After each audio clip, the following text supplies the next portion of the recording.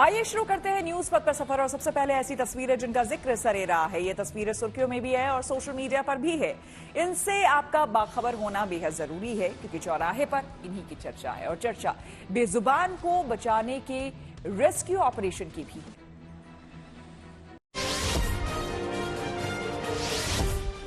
UP के मथुरा में होली उत्सव की रौनक बुधवार को भी देखने को मिली। इस दौरान श्रद्धालुओं ने द्वारकाधीश मंदिर के बगीचे में होली खेली। यहाँ लोग रंगों से नहाए नजर आए। उन्होंने खूब रंग और गुलाल उड़ाया। इस मौके पर मंदिर पहुँचे लोग अपने कान्हा की भक्ति में थिरकते दिखाई दिए।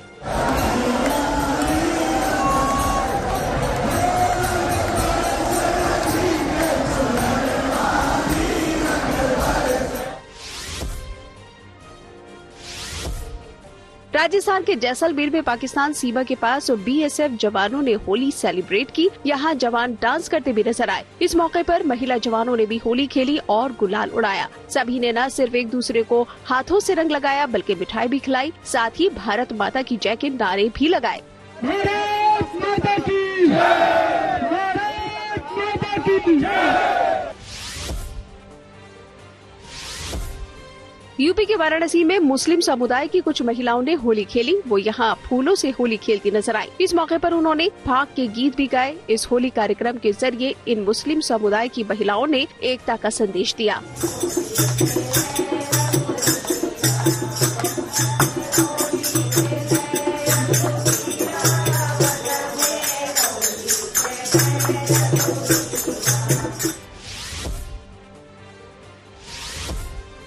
राजस्थान के झुंझुनू के सोती गांव में एक अनोखा रेस्क्यू ऑपरेशन चलाया गया। दरअसल वहां बिल्ली को बचाने के लिए युवा 120 फीट गहरे कुएं में उतर गए। इस बिल्ली को बचाने के लिए ये रेस्क्यू 5 दिन चला और फिर उसे सुरक्षित बाहर निकाल लिया गया। डॉक्टरों की जांच पड़ताल में भी ये बिल्ली स्वस्थ मिली। बताया गया कि जब बिल्ली कुएं में थी तो उसके लिए ऊपर से भोजन और पानी भी डाला गया ताकि वो जीवित रह सके। अब गाँव के युवकों की इस पहल की जमकर तारीफ की जा रही है।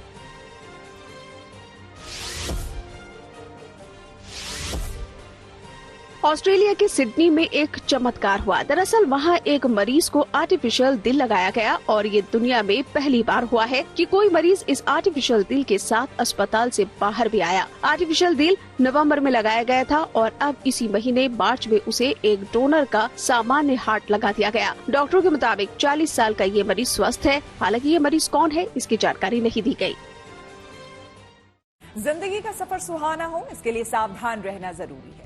रोजमर्रा की आपाधापी में कुछ देर बैठकर सोचना समझना भी जरूरी है कि आपके आसपास क्या हो रहा है और जो कुछ हो रहा है उससे हमारी जिंदगी, हमारा परिवार कैसे प्रभावित हो सकता है। इसलिए हॉर्न बजाकर बाखबर करने वाली खबर जरूरी होती है। और आज की ये खबर मथुरा के द्वारकाधीश मंदिर के नाम पर हो रही साइबर ठगी से जुड़ी हुई है। पूरे देश में होली के रंग की खुशबू बिखर रही है, लेकिन होली का जो रंग और गुलाल कान्हा की नगरी मथुरा में घुलता है उसका कोई जवाब नहीं।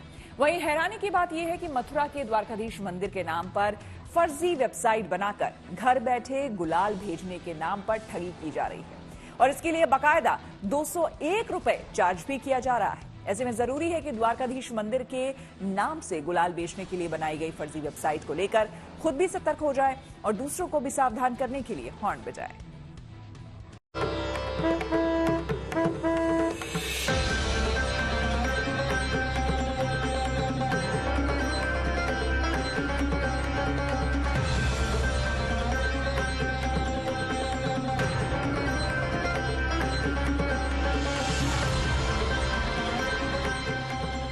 आनंद आ रहा है। मैं यहाँ पे दूसरी बार आ रही हूँ और मेरा मन कर रहा है कि मैं हर साल यहाँ पे आऊँ। इतना आनंद होता है।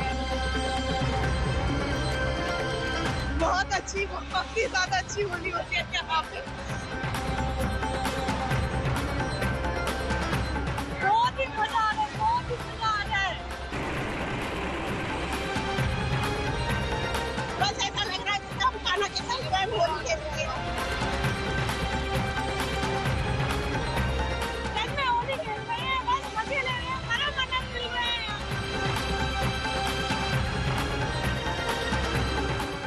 कहीं फिजाओं में गूंज रहे हैं होली के गीत और कुछ ऐसा है रंगों का त्योहार होली। पूरे देश में होली का जश्न शुरू हो चुका है। क्या बच्चे, क्या बुजुर्ग, क्या महिलाएं और क्या पुरुष, हर किसी पर इस वक्त होली की खुमारी छाई हुई है। खासकर पूरे ब्रज में होली को लेकर लोगों में एक अलग ही उत्साह नजर आ रहा है। ये तस्वीरें कान्हा की नगरी मथुरा की है। आस्था, उल्लास और उत्साह के रंग में रंगा बरसाना, नंदगांव, गोकुल और वृंदावन।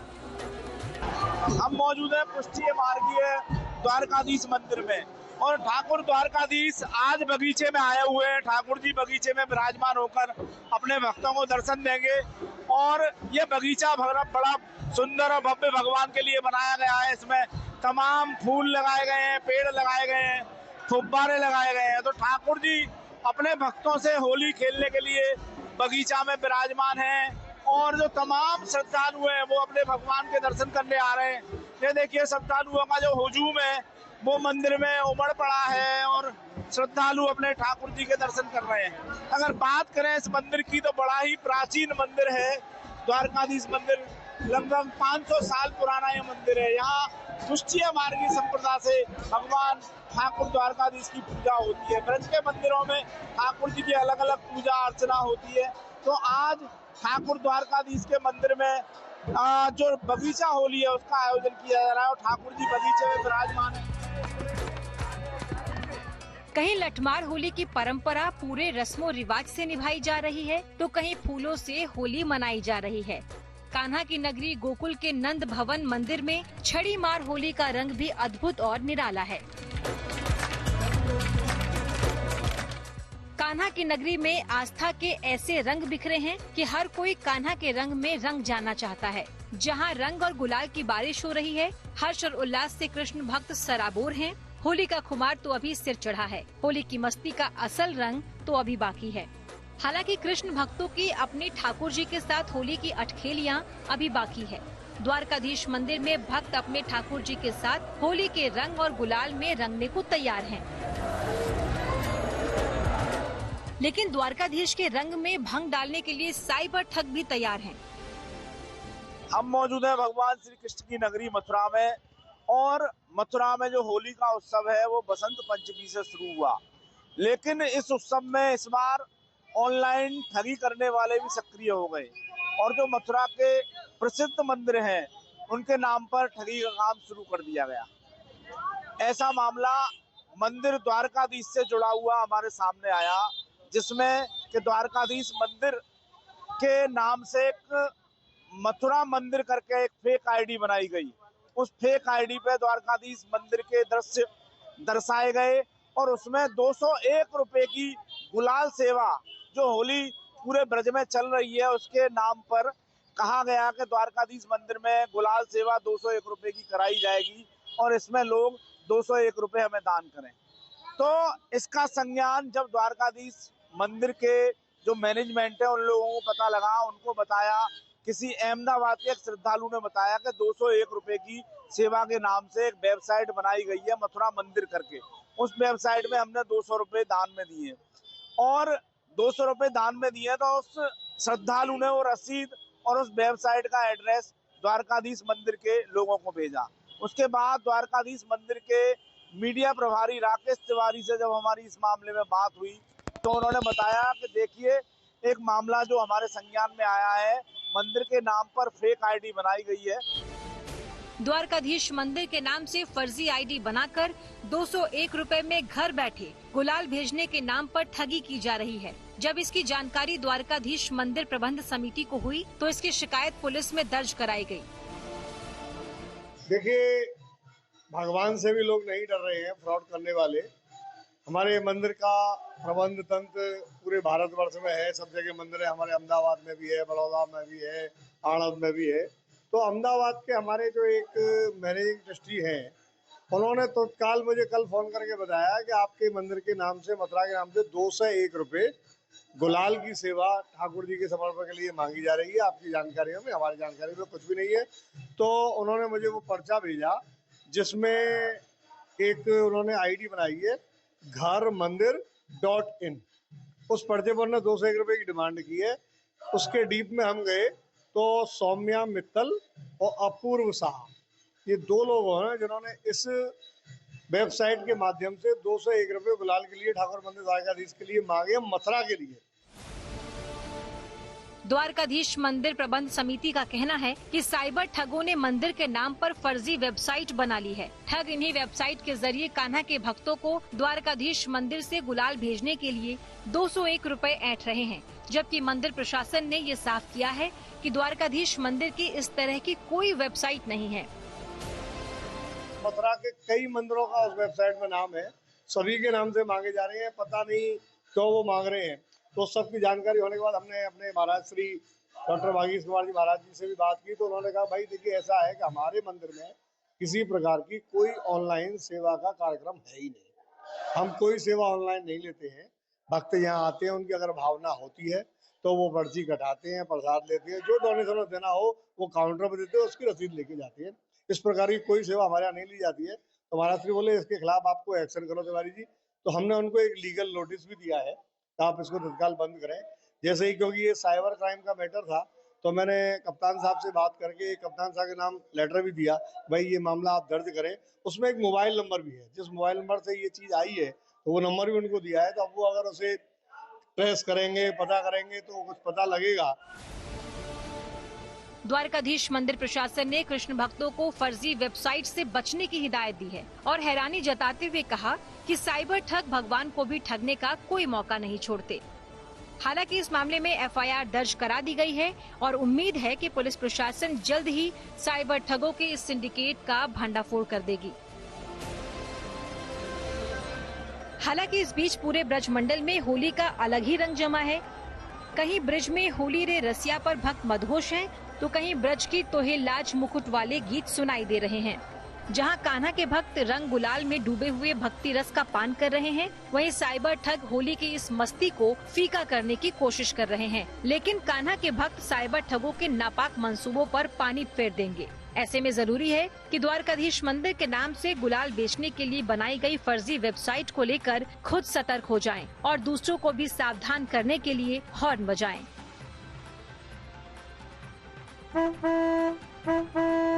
मथुरा से मदन गोपाल शर्मा के साथ bureau report, good news today. Haryana में 10 में से 9 नगर निगम पर बीजेपी का कब्जा। आइए सीधे आपको लिए चलते हैं न्यूज एक्सप्रेसवे पर, जहां देश भर की कुछ और जरूरी खबरें कर रही हैं आपका इंतजार। प्रधानमंत्री मोदी अपने मॉरिशस दौरे के दूसरे दिन कई कार्यक्रमों में शामिल हुए। उन्होंने मॉरिशस के राष्ट्रीय दिवस समारोह में मुख्य अतिथि के रूप में शिरकत की। इस समारोह में उन्हें तोपों से सलामी दी गई। इस मौके पर मॉरिशस सरकार ने पीएम मोदी को अपने सर्वोच्च नागरिक सम्मान से भी सम्मानित किया। पीएम मोदी इस प्रतिष्ठित सम्मान को पाने वाले पहले भारतीय हैं। पीएम मोदी ने इस अवार्ड को 140 करोड़ भारतीयों को समर्पित किया। अपने इस दौरे में प्रधानमंत्री मोदी गंगा तालाब भी गए और वहाँ पूजा अर्चना की। बिहार विधान परिषद में सीएम नीतीश कुमार और राबड़ी देवी के बीच एक बार फिर से तीखी नोकझोंक हुई। महिलाओं की सुरक्षा और विकास के सवाल पर दोनों में कहासुनी देखने को मिली। सीएम ने कहा कि आरजेडी के शासन में कोई काम नहीं हुआ। वहीं तेजस्वी यादव ने नीतीश कुमार के इस्तीफे की मांग की और उन्हें आश्रम तक खोलने की सलाह दे डाली। और समर्थन पत्र हमने दिया है, तब जाकर के आप उठ लेते, ये क्या बोलते रहते। तो हमको लगता है कि हम नीतीश कुमार जी के दिल लद गए हैं। अब जो है आश्रम जाकर के खोल करके जाकर के प्रवचन करना चाहिए। पश्चिम बंगाल के सीएम ममता बनर्जी का अलग अंदाज देखने को मिला। दरअसल वो डांडिया खेलती नजर आई। ये होली उत्सव का आयोजन कोलकाता में नगर निगम ने किया था।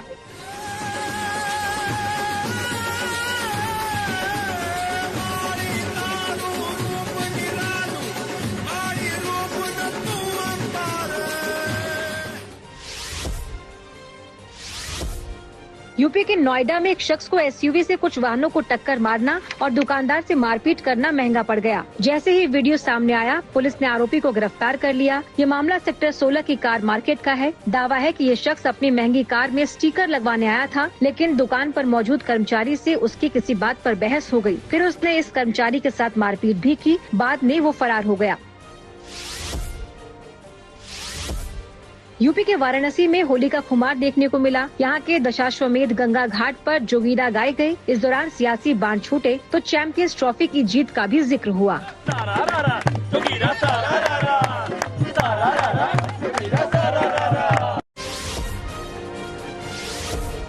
संसद भवन परिसर में कुछ सांसदों ने होली खेली। इस दौरान वहां बीजेपी सांसद जगदम्बिका पाल और एसपी सांसद प्रिया सरोज समेत कई नेता मौजूद रहे। उन्होंने एक दूसरे को रंग लगाया और होली की शुभकामनाएं दी। वहीं सांसदों ने कुछ होली गीत भी गाए। होली खेले रघुबीरा ब्रज में, होली खेले रघुबीरा। बहुत बहुत बधाई, बहुत बहुत शुक्रिया।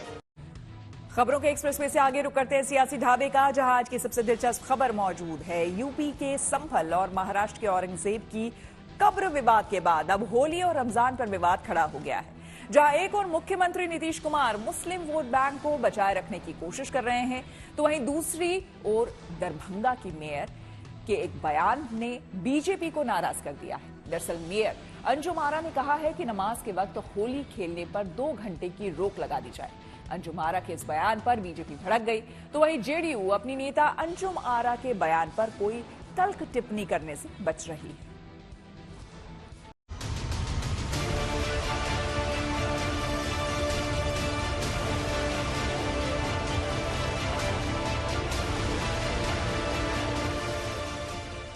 देश में सतरंगी होली का खुमार है और जुमे को लेकर सियासी तकरार है। जुमे के दिन होली से देश भर में तमाम नेताओं के बयान पर बवाल चल ही रहा है। इसमें नया तड़का डाला है दरभंगा की मेयर अंजुम आरा ने। 12:30 से 2 बजे के बीच में थोड़ा होली को रोका जाए, मतलब बीच में 2 घंटा का ब्रेक होना चाहिए, क्योंकि देखिए जुम्मा का टाइम तो जो है आगे जा नहीं सकता है। इसीलिए जैसे हम लोग भी जो है रमजान में अगर मुहर्रम पड़ गया है तो हम लोग ने टाइम टेबल थोड़ा चेंज किया है। बस सभी लोग से आग्रह यही रहेगा कि 12:30 से 2 बजे के बीच थोड़ा सा होली का कार्यक्रम जो है मस्जिद और जहाँ पे नमाज पढ़ने जाते हैं लोग उससे थोड़ा दूरी बना के। मैं अंजुम आरा जी से कहना चाहूंगी कि आपकी आतंकवादी मानसिकता नहीं चलेगी, आपकी ये शरिया कानून नहीं चलेगी। अगर आपको हिंदुस्तान में रहना है तो हिंदुओं का सम्मान करना होगा और उनका जो पर्व है आस्था उसका भी आपको सम्मान करना है। अगर आपको दिक्कत है हिंदुओं से, उनके पर्व से, तो आप हिंदुस्तान छोड़कर जा सकते हैं। दरभंगा की मेयर अंजुम आरा चाहती हैं कि जुमे की नमाज के वक्त 2 घंटे के लिए होली पर ब्रेक लगना चाहिए। मुश्किल ये है कि अंजुम बीजेपी की सहयोगी जेडीयू से ताल्लुक रखती है। बीजेपी होली और जुमे को लेकर जिस लाइन पर चल रही है, अंजुम ने उसके ठीक उलट बयान दिया है। यानी विरोधी इसे एनडीए में कलह के तौर पर देखेंगे, पर बीजेपी अपनी लकीर पर कायम है। सेकंड के लिए नहीं रुकेगा होली। ये गजवा हिंद के मानसिकता के लोग हैं, इस्लामिक राष्ट्र बनाने ISI के ये लोग एजेंट हैं। हाँ, लेकिन मैंने जो बयान दिया था उस पर जो तथाकथित लोग बड़े बड़े गरज रहे थे, आज वो बहरे और गूंगे क्यों हो गए हैं? उनकी जुबान क्यों बंद है, ताला लगा हुआ है? ऐसे लोगों को अपना मंतव्य स्पष्ट करना चाहिए। जेडीयू अपने नेता अंजुम आरा के बयान पर कोई तल्ख टिप्पणी करने से बच रही है। कानून और अमन चैन की बात कर रही है, पर विपक्ष में बैठी आरजेडी को इसमें टारगेट करने का मौका दिख रहा है। होली हो या रमजान हो, सबको मनाने का अधिकार है। जुम्मे की नमाज करने का अधिकार है। होली के दिन किसी को होली खेलने का अधिकार है, लेकिन उसकी मर्यादा संरक्षित और सुरक्षित रहे, ये कानून के राज की जिम्मेवारी है। राज्यवासियों को पूर्णतः आश्वस्त रहना चाहिए कि राज्य में अमन चैन ही हमारी पूंजी है, यूएसपी है। इसमें कोई खलल डालने की कोशिश करेगा तो उसको कानून के कील ठोक दिया जाएगा। ये बिहार की धरती है, उत्तर प्रदेश का संभल नहीं है। यहाँ गंगा जमुना तहजीब किसी भी कीमत पर कायम रहेगा। यहाँ लोग होली भी मनाएंगे और रमजान के जुम्मे का नमाज भी अदा करेंगे और दोनों धर्मों के लोग एक दूसरे का सहयोग करेंगे, सम्मान करेंगे। यही तो खूबसूरती है इस देश की। ये जहर बोने का काम बीजेपी कर रही है चुनावी वर्ष में, सांप्रदायिकता का जहर फैलाना चाहती है।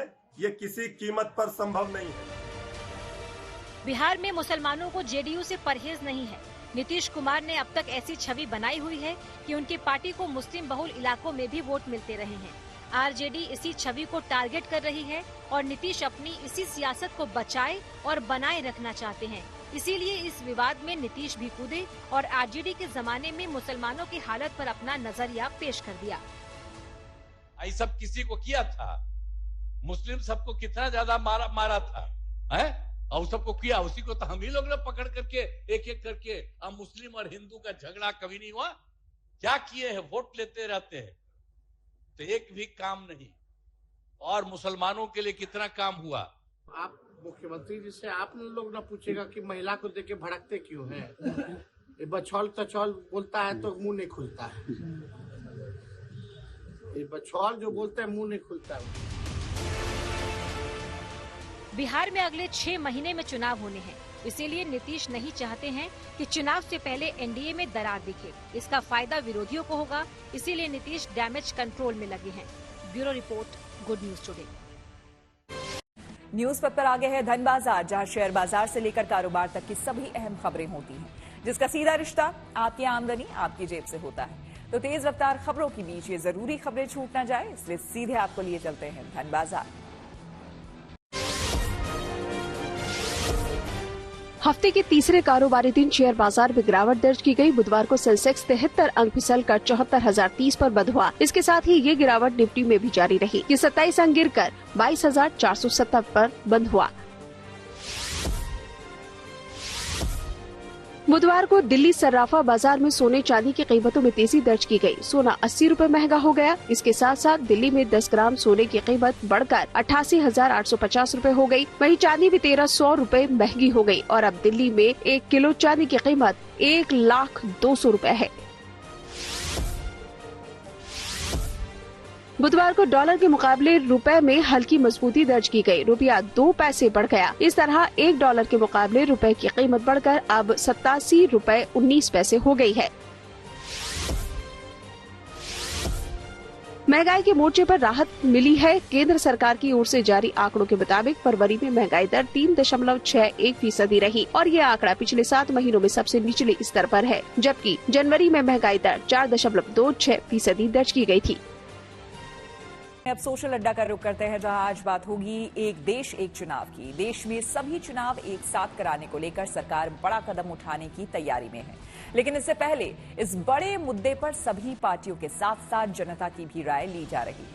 एक देश एक चुनाव विधेयक को लेकर संसद की संयुक्त समिति ने एक अहम कदम उठाने की घोषणा की है। समिति के प्रमुख पीपी चौधरी ने बताया कि जल्द ही एक वेबसाइट लॉन्च की जाएगी, जहां आम जनता और विशेषज्ञ अपनी राय साझा कर सकेंगे। जेपीसी प्रमुख पीपी चौधरी ने बताया कि इस वेबसाइट का प्रचार प्रसार व्यापक रूप से किया जाएगा। सरकार टीवी और समाचार पत्रों में विज्ञापन के जरिए वेबसाइट का QR कोड शेयर करेगी, जिससे कि लोग इसे स्कैन करके अपनी राय दर्ज कर सकेंगे। ये कदम एक देश एक चुनाव विधेयक को ज्यादा पारदर्शी और लोकतांत्रिक बनाने के लिए उठाया गया है। 11 मार्च को हुई एक देश एक चुनाव के लिए बनी संयुक्त समिति की चौथी बैठक में कानूनी विशेषज्ञों से चर्चा की गई। बैठक में देश के पूर्व मुख्य न्यायाधीश रंजन गोगोई और दिल्ली हाईकोर्ट के पूर्व मुख्य न्यायाधीश राजेंद्र मेनन ने अपने विचार रखे।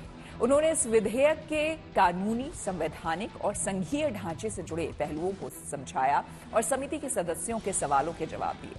सूत्रों के अनुसार संयुक्त समिति की अगली बैठक 17 मार्च को होगी, जिसमें जाने माने कानून विशेषज्ञ हरीश साल्वे और भारत के अटॉर्नी जनरल आर वेंकटरमन शामिल होंगे।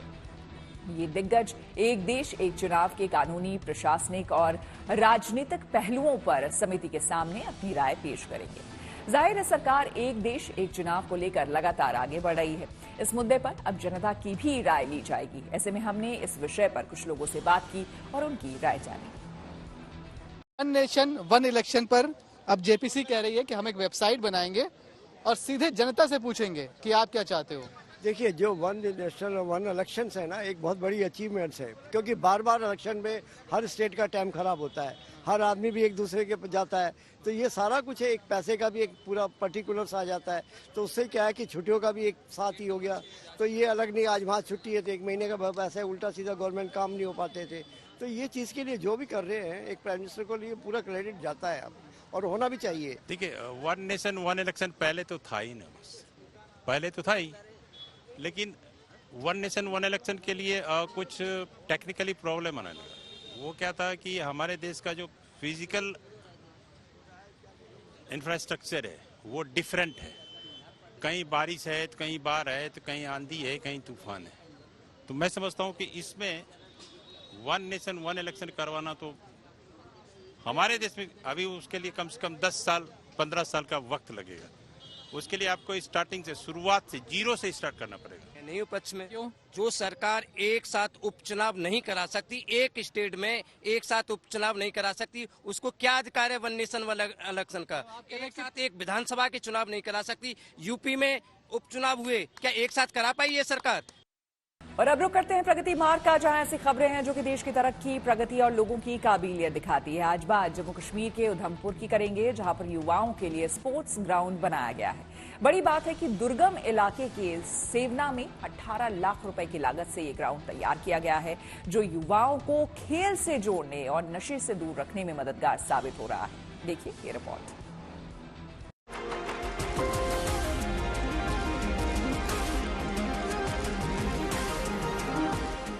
ये जम्मू कश्मीर के वो हुनरमंद युवा हैं जिन्हें अब अपनी प्रतिभा निखारने के लिए बेहतरीन मंच मिल गया है। तस्वीरें उधमपुर जिले के सेवना पंचायत की है, जहां युवाओं के लिए स्पोर्ट्स ग्राउंड बनाया गया है। खूबसूरत वादियों की ऊंची चोटी पर बना ये प्लेग्राउंड घाटी में अपनी तरह का पहला स्पोर्ट्स फील्ड है, जहां आसपास के प्रतिभाशाली युवाओं को खुद को तराशने का मौका मिल रहा है। इस ग्राउंड के बनने से न सिर्फ युवाओं का खेल के प्रति लगाव बढ़ रहा है, बल्कि युवाओं को नशे से दूर रखने में भी मददगार साबित हो रहा है। ये बीडीसी ग्राउंड का स्पोर्ट्स स्टेडियम नटबाला जहां सिवना में बनाया गया है, ताकि काफ़ी तादाद में बच्चे जहां आकर खेल सकें। और नशे की आदत है जो आजकल चल रहा है, कोई चिट्टे का नशा कर रहा है, कोई किधर और जा रहा है। हम चाहते हैं, हमारी पूरा ब्लॉक सिवना ये चाहता है कि ताकि बच्चे यहाँ पर आके खेल सके। हाथों में बैट और बॉल लिए ये युवा अब अपने गांव में ही अपना भविष्य संवारने में जुटे हैं। घाटी की बदलती ये तस्वीरें इस बात की तस्दीक भी करती हैं कि यहाँ अब विकास की रफ्तार जोर पकड़ने लगी है। और पहले जहाँ पे स्टेडियम नहीं था, अब स्टेडियम बना है हमें प्रैक्टिस करने की, जहाँ पे बहुत ही अच्छी प्रैक्टिस होती है। यहाँ पे पहले स्टेडियम नहीं था, जहाँ पे अब स्टेडियम है, जहाँ पे सिवना स्कूल है। हमारे गांव में जो पहले खेलने वाले बच्चे बच्चियां होते थे, वो उनको खेलने के लिए उधमपुर जाना पड़ता था, लेकिन अभी जो हमारा ये स्टेडियम है, इसकी वजह से हम अभी यहाँ पर ही अच्छे से खेल पाएंगे और हमारे आने वाले समय में हमारे गाँव से भी बच्चे नेशनल इंटरनेशनल जाया करेंगे। खास बात यह है कि ये स्पोर्ट्स ग्राउंड सेवना में महज 18 लाख रुपए की लागत से तैयार हुआ है, जहां घाटी के होनहार युवा अपने सपनों को पूरा करने में जुटे हैं।